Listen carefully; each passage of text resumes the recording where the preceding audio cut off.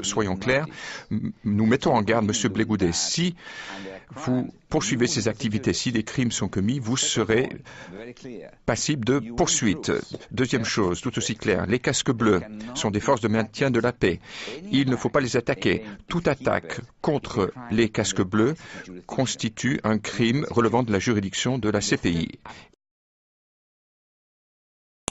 Le leader des jeunes patriotes, Charles Blé Goudet, appelle les populations aujourd'hui même à empêcher la circulation des soldats de l'ONUCI dans toute la ville d'Abidjan. Tu as un véhicule, dès que tu vois un conteneur de l'ONU, il faut barrer la route.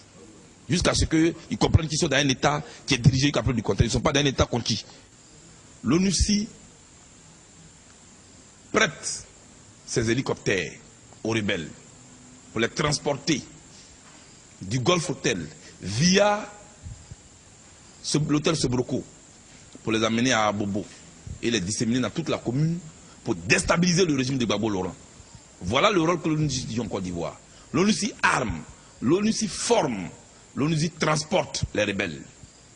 Je demande à tous les jeunes de Côte d'Ivoire d'empêcher l'ONU de rouler, de se déplacer à travers la commune d'Abidjan, à travers le district d'Abidjan. Mais parce que finalement, l'ONU n'est plus en Côte d'Ivoire pour une mission de paix. L'ONU est en Côte d'Ivoire pour faire la guerre à la place des rebelles. Parce que l'ONU a menti au monde entier, à travers Tchoy. Ainsi donc, l'ONU fait la guerre, prête sa radio aux rebelles, monte une télévision pour les rebelles, transporte les rebelles. Cela ne peut plus continuer et cela ne doit plus continuer. On ne peut plus accepter ça.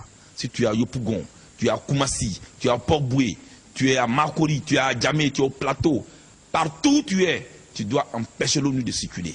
Et pour que tu prennes les dernières consignes, je te convoque demain, dès 9 h, à prendre part à la grande assemblée générale que nous organisons pour donner les dernières consignes au baron de Yopougon. Demain, l'histoire te regarde et tu dois participer à écrire la nouvelle page de l'histoire de notre Côte d'Ivoire.